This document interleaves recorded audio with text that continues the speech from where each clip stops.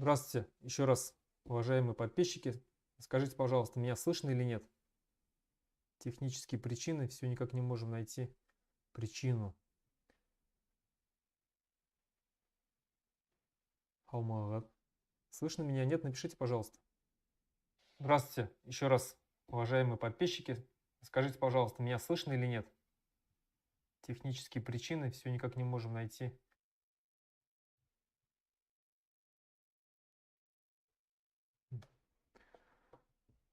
Хорошо, тогда начинаем. Опять технические причины, все никак не могу правильно настроить стримы, вести стримы. Итак, сегодня поговорим о событиях, которые произошли в Республике Башкортостан.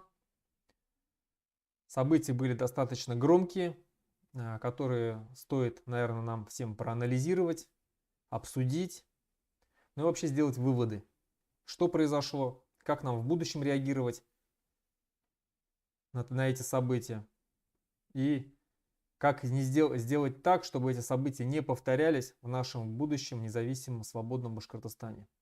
Так, сегодня поговорим о войне с золотодобытчиками, которая происходит уже много лет на территории Республики Башкортостан, а точнее в Зауралье, где у нас есть огромные запасы золота, и которые так варварски разрабатывают различные золотодобывающие компании.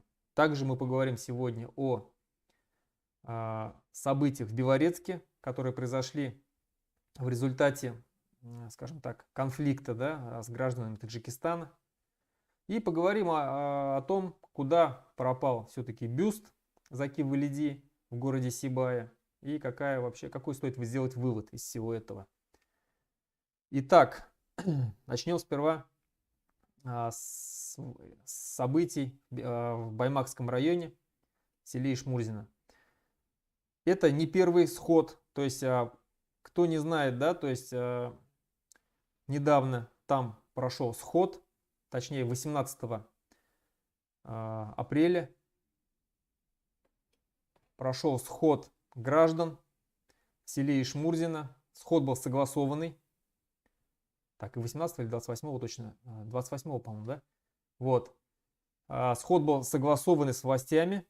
И собралось где-то, ну, по некоторым подсчетам, там до 1000 не дотягивало, по некоторым подсчетам там больше 1000 людей было.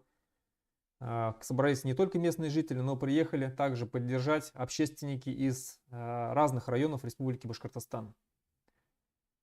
Были сильные выступления, которые, скажем так, ну, открыли проблему, да, в очередной раз перед теми, кто не знал об этих проблемах.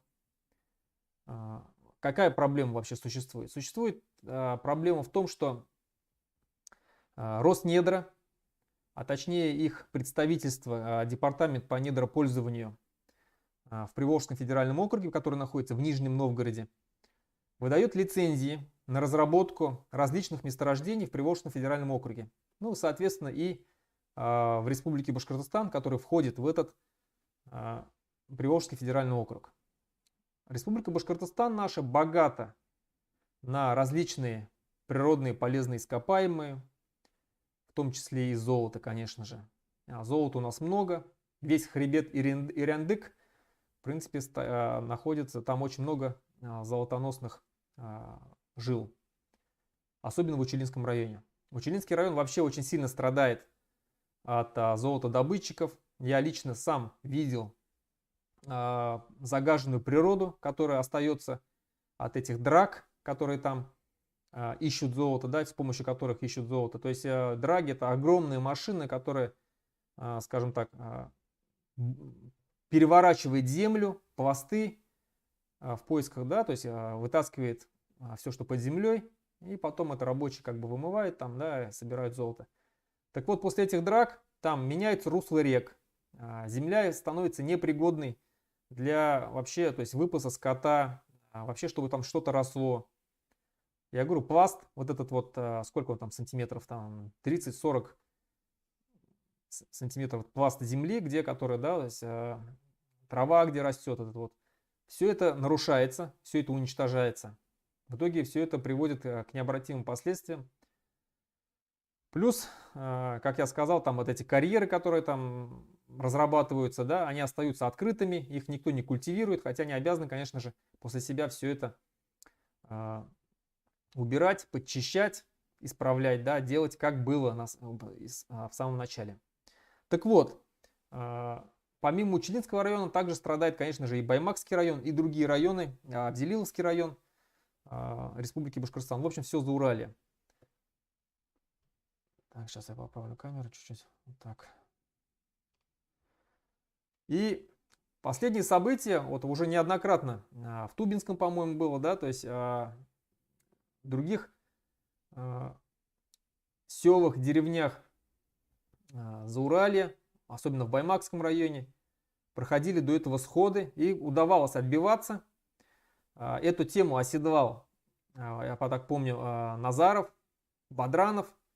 По приказу Хабирова Бадранов приезжал туда, пытался там делать вид, что они там якобы какие-то вопросы решают на стороне жителей, защищают интересы жителей. На самом деле дело было не в интересах жителей, а Бадранов и его компания от имени Хабирова просто выгоняли одних нечестных золотодобытчиков и ставили туда других, своих, подконтрольных именно им золотодобытчиков, ну и других золотодобывающих компаний.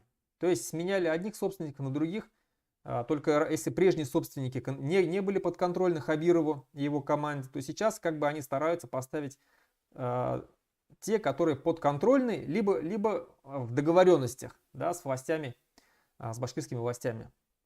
Так вот, проблема никуда не исчезла. Как жители раньше страдали от этих золотодобытчиков, так и сейчас страдают от этих золотодобытчиков. Хотя Бадранов там ходил, клялся, божился, что они там навели порядок, там какие-то многомиллионные штрафы якобы там. Но, как мы видим, проблема не исчезла. И вот эта созданная организация, Бадрановская организация, САИЗ, да, Союз общественных инициатив Зауралья, так называемая, которая якобы была создана именно для того, чтобы вот решать проблемы с этими золотодобывающими компаниями, с теми, кто там какие-то рудники, карьеры разрабатывает.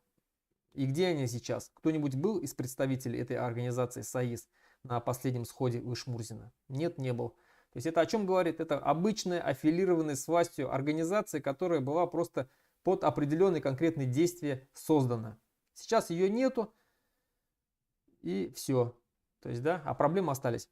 Так вот, последний сход, который произошел вот буквально на днях, был в Ишмурзино. Сход, как я уже сказал, был согласован. Почему был согласован сход? Большой вопрос, но я так считаю, что в любом случае мы знаем, что башкиры народ настырный, упорный, и они бы в любом случае провели бы сход.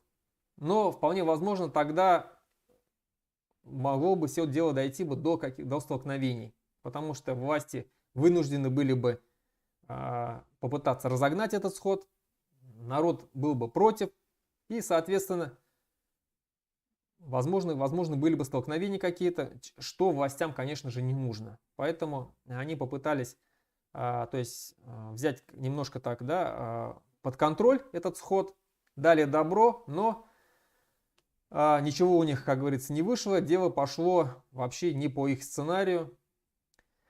Вообще, да, начнем с того, что кто пытается организовать вот эту золотодобычу там в деревне Ишмурзино. В общем,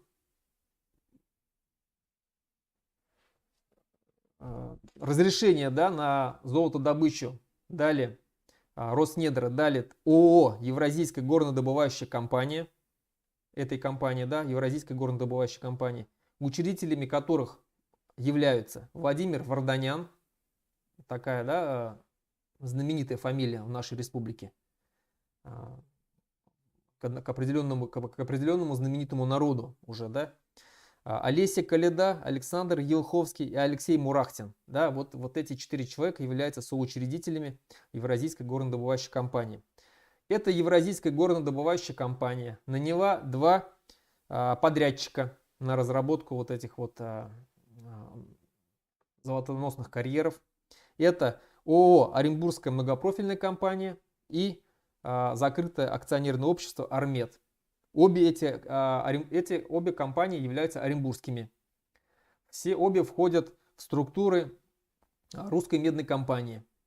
Знаменитая вот эта компания, которая у нас давным-давно уже пытается наложить свою лапу хищническую на те или иные наши карьеры, на наши горы. Вот. Владеет этой компанией, да, русской медной компанией, Игорь Алтушкин, миллиардер, ближайший человек, который входит в ближайшее окружение Владимира Путина. Состояние его 3,5 миллиарда долларов. Это же русская медная компания, кто забыл, пыталась у нас забрать Кыркытау в Абзелиловском районе. Но также огромный сход жителей Республики Башкортостан не дал осуществиться этим планом. Так вот, это очередная попытка, да, то есть не нытьем, так катанием пролезть, если не в Абзелиловском районе, так в Баймакском районе, залезть в нашу природу, отжать у нас наши природные ресурсы, наши луга, наши поля. Почему жители сопротивляются, да, вроде бы, да, как они говорят, да, вот эти вот собственники этих компаний, мы вам там дадим рабочие места, мы вам там построим дороги, школы, но исходя из прошлых случаев, да, то есть, которые происходили в тех или иных районах Республики Башкортостан, никаких школ, никаких садиков, еще ни одной школы, ни одного садика, ни одна компания, которая там у нас добывает или перерабатывает природные ресурсы, не построила. Ни одной. Никаких дорог они не построили, ничего. И, как правило, работают на этих предприятиях не жители Республики Башкортостан. Может, максимум 10% от всего рабочего персонала из местных жителей. Вот, кстати, пример. В Абзелиловском районе построили завод по переработке цемента, да? Помнят все эту историю. Так вот, как я разговаривал с местными жителями, с некоторыми представителями, да, Абзелиловского района, они говорили о том, что там никого не берут из местных жителей вообще. То есть работают там с Челябинской области, с других каких-то регионов, но явно не с Республики Башкортостан жители наши. Так вот, о чем это говорит? Это говорит о том, что наши земли используют как колонии, к нам относятся как к туземцам, которым там обещают какие-то там золотые бусы, покупают наше начальство, наших глав сельских советов, депутатов, которые везде подмахивают, где надо, там подписи поставят, какие нужны. Все. И свободно добывают. Человек обогащается, тот же самый председатель сельсовета обогащается там на несколько сот тысяч рублей, но больше ему не дадут. А в итоге жители лишаются своих паевых земель, лишаются лугов, где они пасут свой скот, лишаются сенокосных угодий и так далее. Вот эта вот Евразийская горнодобывающая компания, ей должно было отойти около 54 квадратных километров земли. Вот представьте, да, какая огромная территория. Естественно, жители против, естественно. Зачем им это надо, когда какие-то там олигархи будут владеть ихними землями, добывать из нее там богатства наши башкирские, после себя оставлять загаженную природу, не платя и не внося никакой копейки даже, да, в бюджет района. Может быть, они даже и вносят в бюджет республики какую-то часть там, да, но это до местных жителей никак не доходит абсолютно. Все это разворовывается на уровне Уфы, Хабировым и его командой. Чтобы там что-то досталось жителям Сева и Шмурзина, естественно, этого нет. Вот. Так вот, сход жителей собрал около 1000 человек, были достаточно серьезные жесткие выступления, критиковалась власть. Конечно, мне не понравилось то, что в этих выступлениях пытались, скажем так, замазать всю эту проблему через войну, которая идет в Украине. И такие речи были там, что вот наши ребята защищают родину, А тут вот и какие-то иностранные олигархи, компании пытаются к нам зайти. Вот, но это неправильно, конечно, да, то есть я понимаю, зачем, для чего, к чему эти речи говорились. Тем самым местные жители пытаются как-то, знаете, защититься, да, защититься от дальнейших э, репрессий, что ли, со стороны власти, да, от дальнейшего давления со стороны власти. Но это не поможет. Если власти захотят, если ФСБшники, чекисты захотят вас преследовать, никакие ваши речи о том, что вы поддерживаете СВО, что вы там что-то переживаете за судьбу солдат, которые там сейчас находятся на передовой, не поможет абсолютно. Они как вас прессовали, так и будут прессовать абсолютно, потому что у них вся власть. И поэтому, что бы вы там ни говорили про СВО, что вы там поддерживаете, что в это время наши ребята гибнут, а здесь наши земли разворовываются, ничего не поможет. Лучше вообще эту тему не трогать. СВО, этой войны, да, вообще лучше не трогать и сосредоточиться именно на тех проблемах, которые есть сейчас и там в Ишмурзино. Вот. А как я еще раз повторяю, это отношение центральной московской власти к нам, к жителям Республики Башкортостан, к коренному народу Республики Башкортостан. То есть они нас не считают какими-то партнерами равноправными, они не считают Республику Башкортостан государством, как это написано в Конституции Российской Федерации. Они считают ее колонией, откуда они могут выжимать все соки, все, что можно было продать из таких крупных предприятий, было продано. Еще остались, что осталось в нашей Республике Башкортостан? Осталось 3 крупных предприятия, которые входят в собственность Республики Башкортостан. Это Башспирт, это Башавтотранс и еще одна компания, сейчас я не вспомню, да. И то Башавтотранс сказали, что скоро будут продавать то же самое, да. И вся собственность Башавтотранса, куда входят и автобусы, там, и троллейбусы, и различные земли в разных районах Республики Башкортостан, различные здания. Все это там, если не ошибаюсь, что-то около 3,5 миллиардов рублей, да, с общей стоимостью. Вот это тоже хотят продавать. Потом очередь дойдет и до Башспирта. Вот. И еще третья собственность — это аэропорт Уфа, который тоже скоро продадут, скорее всего. То есть это вот 3 крупных таких вот собственности предприятий, которые остались в собственности Республики Башкортостан. Все остальное давным-давно продано. Так что нашу республику давным-давно обобрали, продали. И единственное, что осталось у нас, это наша земля. И то, что лежит в этой земле.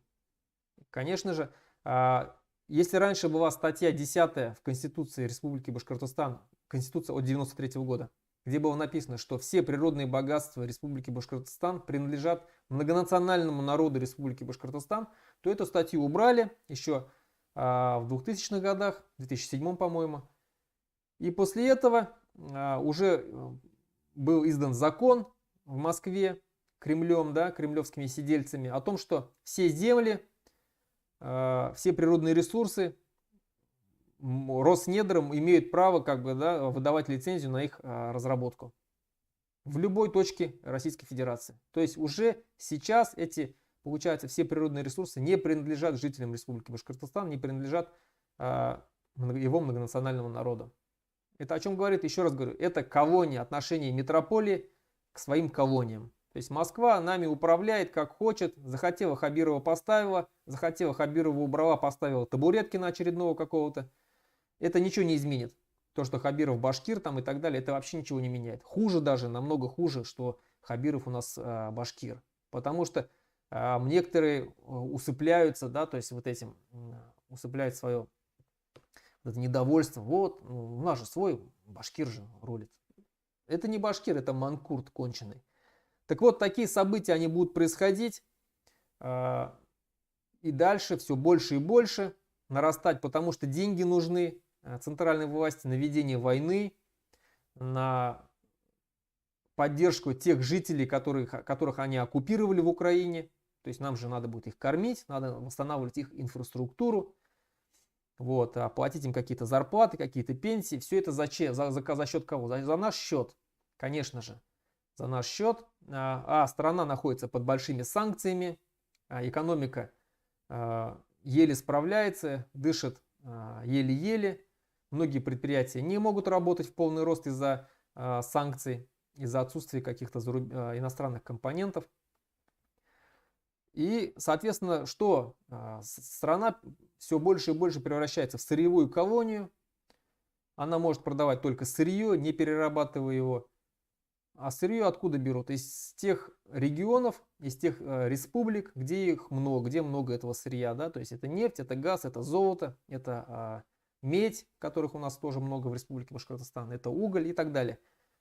Вот дальше будут больше, дальше будут только вот эти вот события вспыхивать в борьбе за природные ресурсы, за свою землю, будут все сильнее и сильнее. Поэтому я считаю, что нам, жителям Республики Башкортостан, надо в первую очередь соорганизоваться, очень быстро реагировать, очень быстро и дружно реагировать на различные события, которые происходят в различных точках Республики Башкортостан, выезжать туда оперативно, подключать юристов, выступать, организовывать сходы, митинги, ну и требовать от власти, чтобы они не трогали земли Республики Башкортостан. Вот, кстати, на этом сходе в Ишмурзино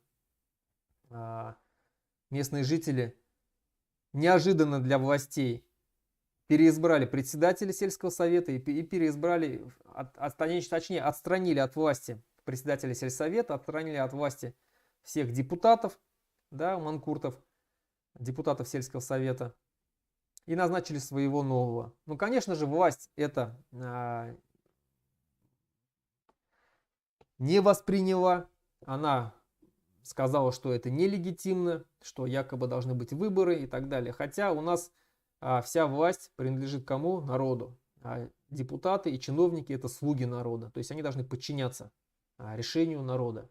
И я считаю, что такие события, как переизбрание председателя, переизбрание депутатов, это вполне нормальное законное решение.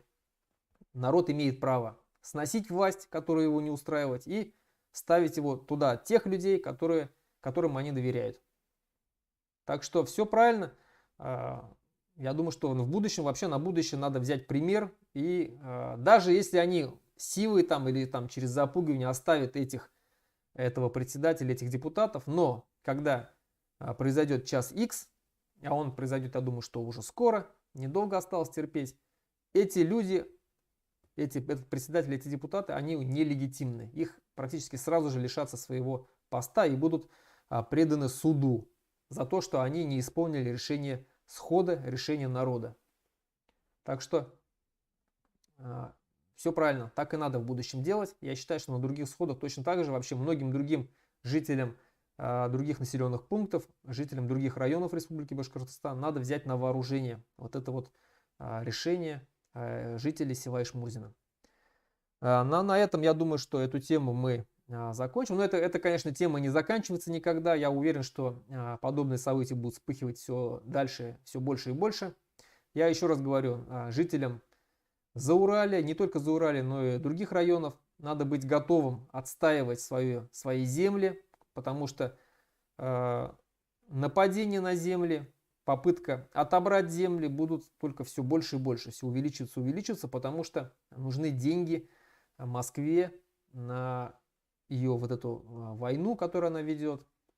Там один выстрел, да, то есть с установки ГРАД там стоит там несколько десятков тысяч долларов. То есть откуда эти деньги брать? Конечно же, они будут брать у нас. Вот, а нам еще кормить завоеванных жителей Украины и так далее. Следующая тема, которую я хотел обсудить, это пропажа бюста Заки Валиди в городе Сибая. Напомню предысторию. В 2021 году, в сентябре месяце, жители города Сибая увидели, заметили, что пропал бюст Заки Валиди. Там такой небольшой сквер был возле торгового центра. И люди увидели, что бюст пропал, да, обратились к властям. Тогда глава города Сибай был знаменитый вот этот вот Рустем Авзалов, который запомнился жителям города Сибай и вообще жителям всей Республики Башкортостан тем, что назвал протестующих жителей города Сибая. Я напомню, что кто не помнит, кто не знает или забыл о том, что в городе Сибая в 2018-2019, зимой 2019 года конец 2018-2019 года начал дыметь карьер, Сибайский карьер. Оттуда выделялись сера, да, и что негативно воздействовало на здоровье жителей. То есть многие экологи, многие медики забили тогда тревогу. Жители, конечно же, Сибая негодовали, выходили с акциями протеста, обращались к Путину. Хабиров приехал туда, в Сибай, и начал угрожать жителям. Это видео есть, где он там, когда жители сказали, что мы организуем митинг, мы будем обращаться к Путину, он там начал кричать на них, что вы мне угрожаете и так далее. То есть это было тогда первое столкновение Хабирова с жителями вообще Республики Башкортостан. Вот, и тогда был мэром Рустем Авзалов, который начал говорить о том, что назвал своих жителей Республики Башкортостан экскрементами, да, то есть вот. Этим он запомнился и прославился. Негативно запомнился и прославился. Ну и, конечно, как бывает в команде Хабирова, потом этот Рустем Авзалов пошел на повышение. Сейчас он является министром туризма в Республике Башкортостан. Но по-другому никак. То есть, если человек оскорбил жителей, избил жителей Республики Башкортостан, какой-то чиновник, он обязательно пойдет на повышение в команде Хабирова. По-другому никак. То есть вспомним Абдрахманова Азамата, да, в Ишимбайском районе, который избил защитников Куштау, женщин и детей, разрушил лагерь. Ну и, конечно же, пошел на повышение. Его потом перевели в Уфу, в администрацию президента. Возглавил администрацию президента. Ну, в принципе, нормальная для Хабирова ситуация. Так вот, возвращаясь к бюсту Заки Валиди. На тот момент, когда исчез бюст Заки Валиди, мэр города был Рустем Авзалов. Он сказал тогда, когда на вопрос жители задали вопрос ему, где бюст Заки Валиди, он ответил о том, что бюст убрали на реконструкцию по инициативе частного мастера. То есть вот интересно, что за частный мастер такой, по инициативе которого убирают бюст на реконструкцию, как он сказал. Ну, конечно же, ни на какой реконструкции нету, он соврал. Когда у него попросили назвать имя этого частного мастера и показать всем жителям, продемонстрировать этот бюст, что он действительно находится на реконструкции, но Авзалов отказался. Я думаю, что, скорее всего, этого бюста уже нету, его, скорее всего, уже разбили на куски, вот, потому что иначе бы его давно-давно уже продемонстрировали бы жителям города Сибая и вообще жителям всей Республики Башкортостан. Кто такой Заки Валиди, да, для жителей Республики Башкортостан, особенно для, конечно же, башкир. Это в первую очередь это лидер башкирского национального движения начала 20 века. Это человек, который возглавлял команду пассионарных вот этих вот молодежи, которые основали Республику Башкортостан. И, соответственно, управлять на сегодня, я имею в виду сейчас уже про команду Хабирова, управлять Республикой Башкортостан, управлять республикой, которую основал Заки Валиди, и вот одновременно воровать бюсты, ну а по-другому они называют, они своровали бюсты Заки Валиди, но это нонсенс, да, то есть это только возможно у нас в Республике Башкортостан. Давным-давно известно о негативном отношении Ради Хабирова к личности Заки Валиди. И вообще не только его отношения, но и отношения всей его команды. Особенно Бадранов ненавидит Заки Валиди, Азат Бадранов. Ну и тоже личность из команды Хабирова, которая не стоит представления. Отъявленный негодяй, мерзавец, который борется с башкирами уже очень много, будучи сам башкиром, да, очень много-много лет. Делает подлянки, писал заявления, сдавал башкир-мусульман ФСБшником в Москве, когда он там возглавлял ассоциацию студентов. Многие жаловались на него, да, запрещал девушкам, башкиркам ходить в хиджабах, в платках и так далее. То есть, ну, гад еще тот. Вот. Так вот, они все ненавидят Заки Валиди. Почему, откуда это? Ну, по Бадранову понятно, он всегда его ненавидел. По Хабирову почему? Да, он вроде бы земляк, как и я, он с Ишимбайского района, оттуда же, откуда Заки Валиди. Кстати, деревня Хайранова, да, Башкортсабула, находится всего там в 5 или 7 километрах от деревни Кузянова, от родной деревни Заки Валиди. Почему такое отношение, я не знаю, но есть такой факт, что Хабиров учился, когда учился в Турции, он в Стамбуле частенько был в гостях в семье Заки Валиди. Есть даже фотографии, где он сидит там, да? Вот. Что там произошло? Почему после этого у него такое отношение негативное? Я не знаю. Но я думаю, что все равно мы это узнаем, рано или поздно это вытащим. Вот. Так что отношение к Заки Валиди, все должны знать, что Хабиров ненавидит Ахмед Заки Валиди и все, что с ним связано. Это все должны понять. Теперь по поводу бюста, да. Бюст этот, я уверен, что его уже не вернут, потому что идет кампания по дискредитации Ахмед Заки Валиди уже давным-давно. Последние годы она, скажем так, приобрела такой достаточно серьезный, жесткий характер. Все мы помним историю прошлогоднюю, когда убрали бюст Заки Валиди в Санкт-Петербурге, да, из дворика гуманитарного университета Санкт-Петербургского. Хабиров тогда не заступился за это, не возвратил этот бюст к нам на родину, хотя общественники предлагали вернуть. Ну и здесь то же самое, да, то есть бюст Заки Валиди убрали, говорили, что будет реконструкция всего скверика, но прошло уже 1,5 года, скоро будет осенью 2 года, как реконструкция так долго, такого маленького, там сквер-то буквально, ну не знаю сколько там, 5 на 5 метров, да, реконструкция такого маленького сквера так долго не идет. Давайте посмотрим на площадь, Советскую площадь в Уфе, где поставили вот этот мемориальный комплекс генералу Шеймуратову. Его поставили за 1 лето практически, ну там, ну за год, да, грубо говоря, там шли работы, но основные работы шли летом. Такой огромный мемориальный комплекс поставили за год, а тут почти 2 года не могут 5 на 5 сквер реконструировать. Ну, конечно же, это вранье. Поэтому правильно вот здесь пишут, что тимясовские будьте начеку. Не только тимясовские, но и ишимбайские. Потому что, скорее всего, все памятники Заки Валиди будут убираться со временем. У нас на сегодняшний день остались памятники Заки Валиди. Это в селе Тимясово, возле музея.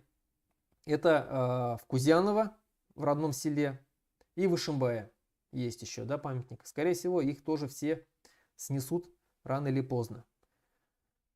Поэтому, но это не говорит о том, что даже если их будут сносить в будущем, да, и отношение, естественно, не поменяется, пока у нас Хабиров и пока вообще Путин и вся эта команда в власти. Но это не говорит о том, что мы должны опускать руки. Конечно же нет, мы должны бороться за Заки Валиди. Как правильно сказали в свое время общественники и политологи Республики Башкортостан, башкиры никогда не прекратят бороться за имя Заки Валиди. Они будут всегда требовать поставить памятник Заки Валиди в Уфе. Они всегда будут бороться за то, чтобы не очернялось имя Заки Валиди. А сейчас, как я сказал, идет кампания по очернению, по дискредитации. Мало того, кто слышал о том, что на меня завели очередное уголовное дело, а там уже и по терроризму, там и еще, в общем, там огромное количество там накидали статей мне, как всегда. Так вот, когда проводились обыски у свидетелей по моему делу, то изымались книги Ахмед Заки Валиди, то есть ФСБшниками. То есть это о чем говорит? Что даже сейчас литература Ахмед Заки Валиди подлежит изъятию. Максимально старается все, что связано с Ахмед Заки Валиди и с его наследием, убрать из Республики Башкортостан, вычеркнуть. Это, ну, я сразу так скажу, что это бесполезно. Это бесполезно, потому что 70 лет власть пыталась бороться с наследием Ахмед Заки Валиди, с его личностью, и ничего не получилось. Когда придет очередной Рахимов, башкирский национальный деятель, башкирский националист, личность Ахмед Заки Валиди вернется в Республику Башкортостан, ему будут установлены памятники в Республике Башкортостан. Конечно же, в Уфе будет установлен памятник. Все его памятники вернутся на места, и будет установлено еще много других памятников. Это несомненно, в этом никто не сомневается. Поэтому продолжаем бороться за светлую память Ахмед Заки Валиди, за... Моя просьба ко всем, кто имеет книги Ахмед Заки Валиди, берегите их, если надо, прячьте, потому что я уверен, что грядет время, когда попытаются, даже книги будут все забирать и уничтожать. Поэтому берегите наследие Ахмед Заки Валиди, читайте его книги, просвещайтесь. Он писал очень много умного и предвидел все то, что происходит сейчас в стране. Ну и последняя тему, которую я хотел обсудить, это события, которые произошли в городе Белорецке, в Белорецком районе. Связаны они с мигрантами, да, с мигрантами из солнечного Таджикистана. Очередной, скажем так, конфликт с этими представителями, да, этой страны. Там периодически возникают вообще конфликты местных жителей, башкир, русских, которые там проживают, с жителями, ну вообще с представителями других народностей, да, которые приезжают к нам. Там очень большая проблема с чеченцами, которые, скажем так, укоренились там в разработке нашего башкирского леса. То есть они там очень много имеют пилорам на подставных лиц, ну и круглые сутки вывозят оттуда лес кругляком. Очень много таджиков там сейчас в последнее время. Таджики себя чувствуют там очень комфортно. С ними уже не раз происходили какие-то события, неприятные события. Кто не помнит или не знает, я напомню о том, что несколько лет назад, когда еще была организация Башкорт, и был очень сильный филиал у организации Башкорт в Белорецком районе, там произошел конфликт тоже с таджиками. Один из таджиков оскорбил весь башкирский народ, сказал, что он имел его там, весь башкирский народ в одно место, по телефону там нашим башкирам. Башкиры, конечно же, сказали, ты за свои слова ответишь. Была назначена встреча, куда таджики позвали чеченцев, да, в свою крышу. Кто не знает, то все таджики ходят под чеченцами в Республике Башкортостан. Чеченцы их крышуют. Так вот, когда чеченцы увидели, что там собралось где-то около 500, наверное, да, 500 башкирских парней, естественно, они не стали в это влезать, сказали, разбирайтесь, сказали своим рабам, таджикам, разбирайтесь сами, и уехали. Таджики остались там против разъяренной толпы башкир. Приехала их очередная крыша в лице сотрудников полиции, которые попытались их отбить от толпы, посадили в УАЗик этого таджика. Там был такой один таджик, спортсмен, он там терроризировал все местное население. Вот он и как раз и прокричал это в телефон, что он имел там наш народ в одно место. Так вот, естественно, башкиры не дали уехать этому УАЗику, окружили этот УАЗик, расшатали его, заставили сотрудников полиции, чтобы они выпустили этого таджика, вытащили его, этого таджика, заставили его извиняться на камеру. Эти события прогремели на всю республику. Так вот, после этого там власти местные обещали, скажем так, провести работы с диаспорами различными, в первую очередь с таджикской диаспорой.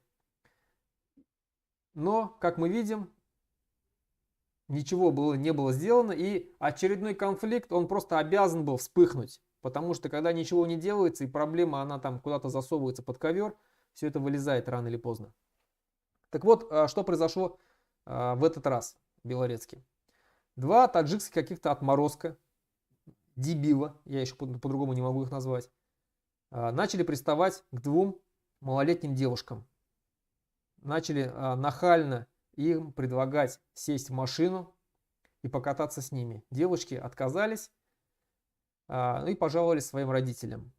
Один из отцов этой девочки, одной из девушек, пошел поговорить с этими таджиками. Начался конфликт. В ходе этого конфликта таджики, ну, можно сказать, проломили голову этому отцу. Все мы видели фотографию в интернете, она гуляет, кто не видел. Там огромная рассеченная рана на полголовы, да даже не на полголовы, на всю голову рассеченная рана. И ударили, в общем, палкой какой-то. Я не знаю, что это за палка такая, что она такую рану, да, сделала. Вот. И видео было, где там, да, матом кричат эти таджики. Естественно, это вызвало большой шум в обществе, в белорецком обществе. Съехалось где-то, говорит, под 100 ребят белорецких, там, ну и башкиры, там, и русские, там все были, да, чтобы наказать этих таджиков. Как всегда, приехали полиция, тут же забрали этих таджиков и увезли. После этого глава Белорецкого района Андрей Иванюта выступил с заявлением о том, что там никакой драки не было, что там была словесная перепалка. Хотя мы все, еще раз говорю, после этого увидели, что на самом деле не было никакой словесной перепалки, а было действительно избиение отца одной из девочек этих. Вот. Ну, сейчас, как говорят, возбуждено уголовное дело на одного из, ну, на этих ребят, да, на этих таджиков. Так вот, чем все это закончится? Естественно, это ничем не закончится. Ну, обещали, что их якобы депортируют. Даже если депортируют двоих этих ребят, это ничем не закончится. Скажем, все это будет снова повторяться из раза в раз. Почему? Потому что данные таджики, узбеки или там другие представители, да, других народов, эмигрантов, имеют очень серьезную крышу, особенно в правоохранительных органах. Кто такой вообще сам Иванюта? Иванюта — это в прошлом министр молодежной политики и спорта Республики Башкортостан, а потом стал главой Белорецкого района. А еще в прошлом он работал в полиции, да, в МВД работал. Работал он там 16 лет, с 1992 года по 2008 год. Соответственно, это человек, который полностью коррумпированный, потому что, кто не знает, у нас вся полиция коррумпирована. Они живут за счет вот этих гастарбайтеров, собирают с них дань, те заносят им в конвертах определенные суммы, чтобы их не трогали. Ну а когда купленная полиция, соответственно, можно делать все, что угодно. Но этим пользуются сами же вот эти гастарбайтеры. Да, начинают насиловать наших девушек, избивать наших парней, воровать лес наш, что происходит в Белорецке, ну и так далее. Так вот, сам Иванюта в этой коррупционной схеме очень сильно задействован. Ему, как и всем коррумпированным чиновникам, заносят в конвертах. Ему невыгодно отправлять этих таджиков, узбеков и другие народы из своего района, потому что он с них кормится. Соответственно, сейчас этот шум для вида решат, как-то попытаются решить, накажут для вида там, да, 1-2 человек, якобы проведут беседу с главами диаспор этих народов, и все этим закончится. Но на самом деле проблема не будет решена. Во-первых, что нужно сделать? Нужно, конечно же, мы не против того, чтобы у нас жили другие народы. Но это должны быть, во-первых, интегрированные в наше общество люди, которые знают местную культуру, местные обычаи, местные традиции. Они должны знать язык, где они, того народа, где они проживают. Соответственно, они должны знать башкирский язык. Русские это уже потом по остаточному принципу хотят знать, пусть знают. Но в первую очередь они должны знать башкирский язык, должны уметь себя вести культурно в обществе, не выставлять свои дикие привычки среди народа нашего. У нас не принято, да, вот так вот, как они себя ведут, нагло, вызывающе. Они должны прекратить воровать лес, они должны прекратить подкупать, кормить чиновников наших, а наши чиновники должны прекратить кормиться от них. То есть это целая глубокая проблема. И сейчас она, конечно же, не будет решена. Она будет решена тогда, когда Башкортостан станет независимым государством, когда мы там наведем порядок, когда у нас любой житель, не гражданин Республики Башкортостан, а у нас в Республике Башкортостан будет свое собственное гражданство. Так вот, не гражданин Республики Башкортостан будет заезжать на территорию Республики Башкортостан максимум на 2 месяца, на 60 дней. После этого он обязан будет выехать из территории Республики Башкортостан. Либо получать вид на жительство или гражданство здесь, но для этого он должен будет сдать экзамен на знание башкирского языка, на знание Конституции, на знание его законов. Все, тогда он будет интегрирован в наше общество. Пока этого не происходит, это люди, которые чужие для нас. Это люди чужие, которые воруют наши природные ресурсы. Кто не знает, в Белорецком районе идет массовое хищение леса. Массовое хищение. Там круглые сутки вывозят лес. Белорецкий район у нас именно богат лесом. Круглые сутки по дорогам везут лес фурами, кругляком прям вывозят. И там работают массово таджики и чеченцы. Местные жители жалуются на то, что им практически не дают работать. Все заняли другие. А этим другим дают разрешение именно чиновники, наши же башкирские. В первую очередь белорецкие. Вот, так что вот так вот такие события у нас происходили. Будем в дальнейшем освещать другие события, которые происходят. Если есть вопросы, задавайте. Постараюсь на них ответить, потому что уже наш эфир подходит к концу. Сейчас я посмотрю, здесь идут, я смотрю, большой такой этот чат.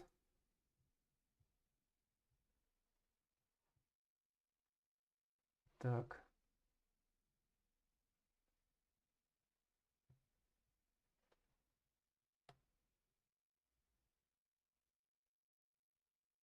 Надо создавать народный патруль на дорогах, доверия к чиновникам и полиции нет. Нет. Ну, создавать надо, конечно, но если этот народный патруль не, скажем так, согласован с местными с чиновниками, с башкирской властью, то этот народный патруль очень быстро выгонят, кого надо посадят и максимально быстро ликвидируют. Почему? Потому что местным чиновникам невыгодно, чтобы народ сам контролировал свои природные богатства, свой лес и так далее. Они не хотят, чтобы народ контролировал. Они сами хотят контролировать. Они дорвались до власти, многие из них сидят уже там десятками лет. Я еще раз говорю, коррумпированы насквозь, прогнили насквозь. И поэтому, конечно же, они не заинтересованы в том, чтобы сам народ организовывал какие-то дружины, контролировал. Они сразу же быстренько, что они сделают в первую очередь? Они посадят за самоуправство. Но организовывать надо, хоть и будут попытки ликвидировать эти народные дружины, организовывать надо. Вообще надо организовываться в максимальные какие-то дружины, группы и наводить порядок начинать на своей земле. Наводить порядок, съездить по гостям по этим, из солнечных стран, ну и вообще других народов, которые у нас там хозяйничают, объяснить им, что они здесь гости, что у нас здесь лес не бесконечный, что не надо его вывозить, не надо его трогать. Вот после такой беседы, я думаю, что если люди сделают правильные выводы, они останутся жить нормально в Республике Башкортостан. Если сделают неправильные выводы, не поймут, продолжат заниматься своими черными, темными делами, то тогда уже надо будет делать по-другому. Как по-другому? Ну, я думаю, что вы все знаете. Так, вопросы задает. Салам, Руслан. О чем ты говоришь, что таджики знали башкирский язык? Мин уйдем Белорет районнан, веден район башкұрттар уйдары башкұртса сөйләшә белмәй. Өйрәнергә телемәйдәр. Шулай шул, әлбиттә, шундай проблема бар ул. Әмма ләкин һәрбер милләт кем яшәй башкорт yerендә башкортса белергә, сөйләшергә тиеш. Так. Руслан, что по поводу признания независимости Башкортостана Украины? Этот вопрос еще пока рассматривается, пока никакого ответа нету. Ждем, как говорится, да? Да, украинский депутат говорил, что это будет в феврале-марте, уже май, но, как говорится, нету ничего, ждем. Но я еще раз говорю, не надо обнадеживать, да, что вот ждать, что вот нас признают и все, и этим как будто все наши проблемы закончатся. Конечно же нет. Независимость надо в первую очередь завоевывать самим. Надо готовить население, объяснять им, что будучи независимой страной, будучи независимым государством, независимой республикой, мы сами будем хозяевами на своей земле. Мы будем контролировать все свои природные ресурсы. Никакой Нижний Новгород, никакие Роснедра не будут никому выдавать лицензии на разработку, на хищническую разработку наших земель, наших природных ресурсов. Нет. Мы сами будем управлять своими ресурсами, и мы будем сами решать, какая компания имеет право заходить на территорию Республики Башкортостан и разрабатывать те или иные природные ресурсы. Мы будем это решать. Конечно, я не говорю о том, что у нас ничего не будет разрабатываться. Конечно же, будет разрабатываться, да, потому что но все налоги будут платиться в Республику Башкортостан. В первую очередь налоги будут платиться в муниципальный бюджет этого поселения, этого района. В первую очередь компания это будет работать на благо жителей этих районов, этих населенных пунктов. Будут прокладывать дороги, будут строить какие-то социальные объекты, инфраструктуру прокладывать. В первую очередь так будет. Все для местных жителей. И, конечно же, я еще раз говорю, налоги будут платиться в Республику Башкортостан, а не будут уходить в Москву, в карманы олигархам. Вот. И, конечно же, после себя они будут все рекультивировать. Все будут оставлять так, как это было, когда они приехали только туда. Только так, возможно, будет какая-то разработка. И, естественно, не на тех землях, которые входят непосредственно на территорию какого-то населенного пункта и идут вразрез с интересом местных жителей. Конечно же, этого не будет. В первую очередь будут учитываться интересы местного жителя. В первую очередь. А только потом какие-то интересы по добыче. Вот. Город Октябрьский будет в составе Башкортостана или Татарстана? Но он сейчас в составе Башкортостана, он и будет в составе Башкортостана. С чего вообще Татарстан здесь каким боком может быть? Мы же не спрашиваем, город Елабуга будет в составе Башкортостана или в составе Татарстана в будущем. Так. Как можно совместить религию ислам и национализм? Это было бы мощная религия, хорошо структурированная. Ну, я думаю, что не то, что можно, это есть, это уже есть. Многие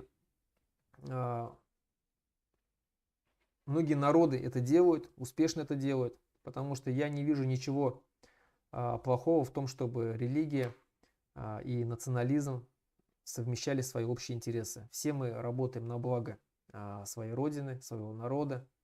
Религия нам несет определенные установки, хорошие установки. То есть не пить, не курить, не прелюбодействовать, да, не воровать, не давать и не брать взятки и так далее. Ну и, соответственно, защищать, конечно же, свою землю, свой народ. Национализм имеет точно такие же интересы: защищать свой народ, защищать свой язык, культуру, традиции, историю. Так что здесь общего очень много. Салам, Руслан. Валейкум ассалам. Мне интересно, почему Заки Валиди пытаются связать связями с фашистами и польской разведкой? Да, он был в Германии, но во времена Веймарской республики. Эта республика появилась после Первой мировой войны. Хороший вопрос. Нет, он был во времена Гитлера, Заки Валиди. Вот. Но он уехал оттуда в 1939 году, до начала вообще всей этой войны. Почему пытаются связать с фашизмом? Ну, конечно же, для того, чтобы очернить его в очередной раз. Они там пытаются, что якобы он там работал чуть ли там не создавал легионы нацистские и так далее. Этого ни одного доказательства этому нету. Множество раз был сделан запрос в ФСБ, в КГБ был сперва изначально в 90-х годах делан запрос, в 89-м, по-моему, году. Потом несколько раз в ФСБ были деланы запросы по личности Заки Валиди, по его связям с нацистской Германией. Несколько раз на все эти несколько запросов были даны такие ответы, что никаких связях с нацистской Германией Заки Валиди не был замечен. То есть они такими связями не располагают, такими сведениями не располагают. Соответственно, все остальное это инсинуации, которые пытаются очернить нашего Заки Валиди. Ничего подобного нету. Если бы было, давно-давно вытащили бы. Все это на уровне слухов. А вообще, вот если честно, мне вообще до лампочки, кто там, с кем Заки Валиди там общался, там, дружил или не дружил. Для меня самое главное, что он создал нашу республику. Все. Остальное, что он там делал, с кем общался, с кем здоровался, с кем чай пил, вообще до лампочки. Если кто не знает, если там его пытаются связать с Гитлером, но если кто не знает, то Советский Союз с Гитлером заключал договор о взаимопомощи. Многие немецкие генералы учились в Советском Союзе. В Казани, в танковом училище учился Гудериан, знаменитый немецкий полководец, да, танковых дивизий. Ну и многие другие военачальники немецкие учились в Советском Союзе. Советский Союз поставлял огромное количество, когда были наложены санкции, да, на Германию по результатам Первой мировой войны. Советский Союз поставлял в Германию топливо, обучал их, еще раз говорю, их офицеров, поставлял много каких других товаров, которые нельзя было поставлять в связи с этими санкциями. Кто забыл, то что они подписали договор о взаимопомощи и о ненападении. А еще был у них подписан тайный договор, пакт Молотова и Риббентропа, по которому они разделили Восточную Европу. Часть осталась в сфере влияния Германской республики, гитлеровской Германии, часть в сфере влияния Советского Союза. И была разделена Польша. Часть Польши отошла к Германии, часть Польши в виде Западной Украины отошла к Советскому Союзу. Кто не помнит, Эстония, Латвия, Литва была оккупирована именно по этому договору. Ну, елки-палки. О чем тут говорить? Сперва о себе посмотрите, в свою историю. Потом будете... Ну, это я обращаюсь к тем, кто пытается очернить Заки Валиди. Так.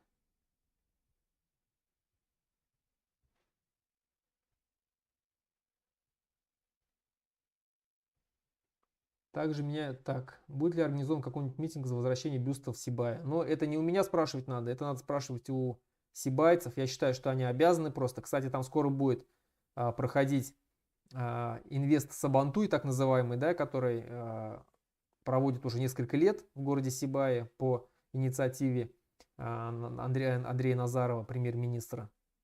Так вот, этот Сабантуй, инвест Сабантуй, так называемый, выкачивает огромные деньги, да, на свое устройство, да, на организацию, то есть тратятся большие деньги этого форума, но, как правило, никакого результата он не приносит абсолютно. То есть это такой, знаете, между собойчик. Собрались чиновники и бизнесмены, посидели, пожрали, побухали и разъехались. Все. Так вот, вот этот инвест-сабантуй будет проходить скоро там, да? И я предлагаю местным жителям, сибайцам, прийти на этот инвест-сабантуй и задать впрямую Хабирову и Назарову вопрос, куда делся бюст.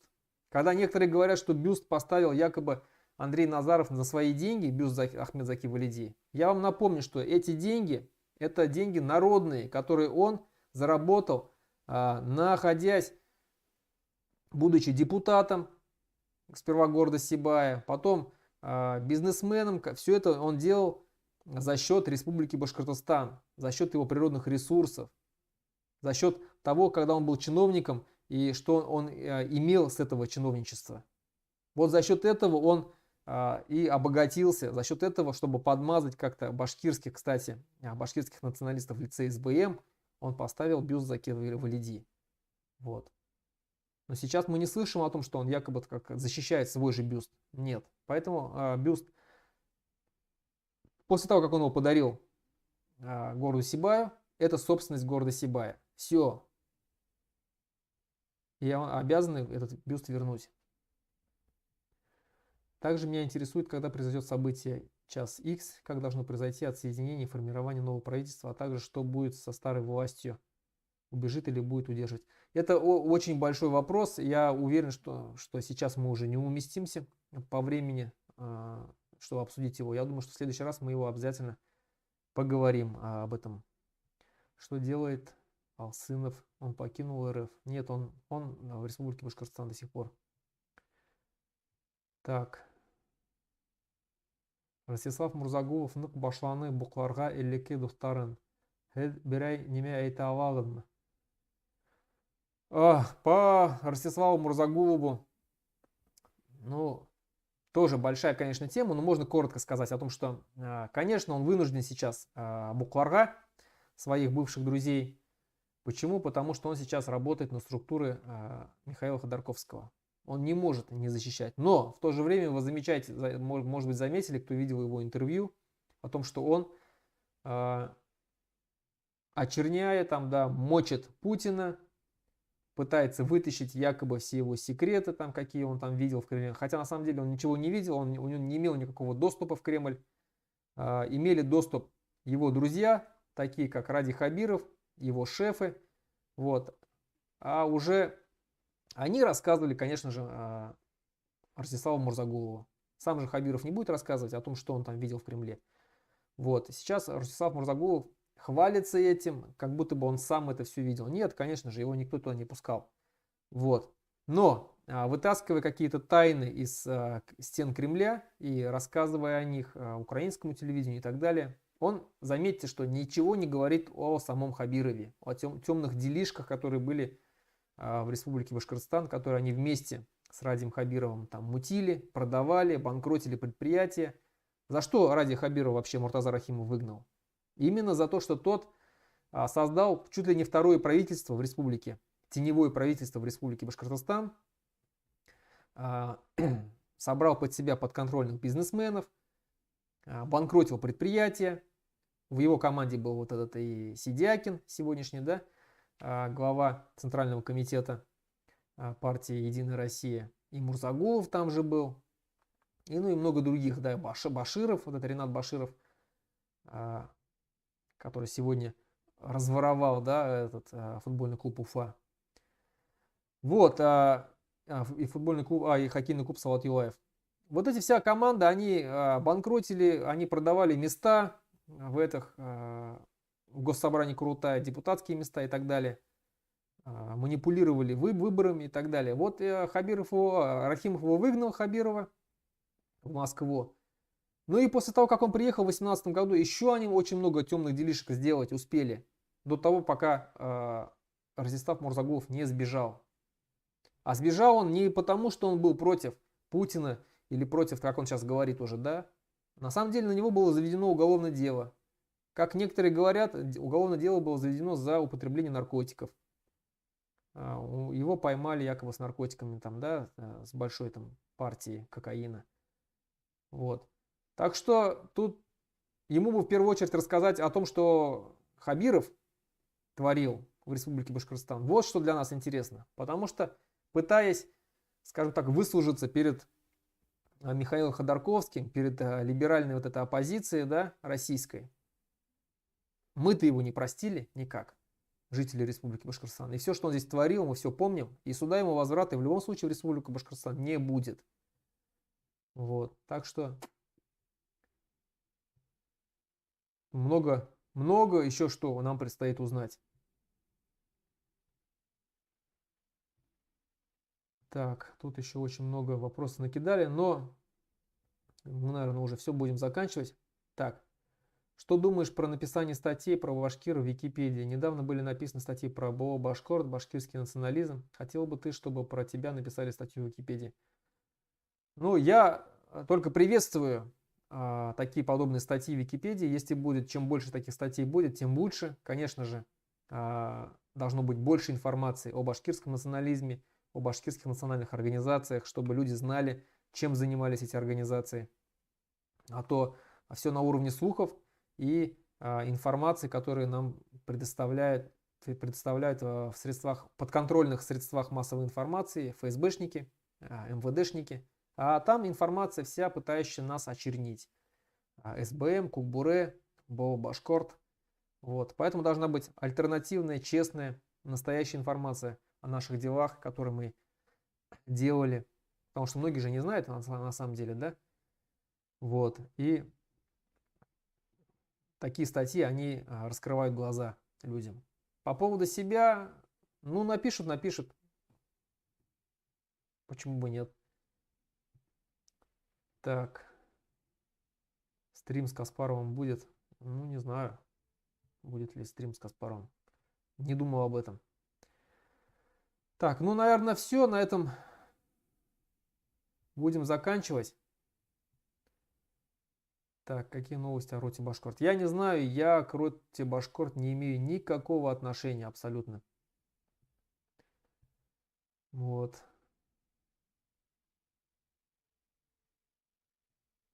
Так что еще раз повторяю, все вот эти события, которые происходят в Республике Башкортостан и которые мы сегодня обсудили, это события все исходят из одного центра.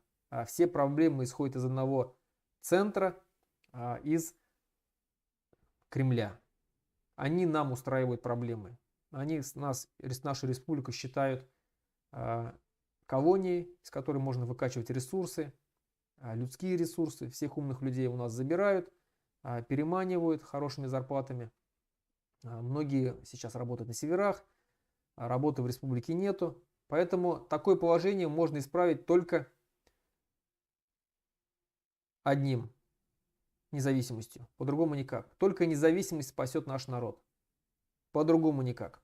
Также я хотел анонсировать выход своей книги. Она подходит к концу. Я ее уже написал, сейчас редактирую.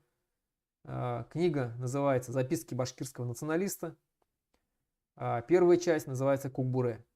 Там будет рассказано об организации Кукбуре, о том времени, когда я там был заместителем председателя, какие события происходили в это время в республике, какие события происходили непосредственно в самой организации, чем она занималась. В общем, много интересного. Кому интересна жизнь башкирского национального движения, читайте книгу, которая выйдет скоро. Также я призываю вас подписываться на мои телеграм-каналы Башнацполит, телеграм-канал тот самый из Башкорт.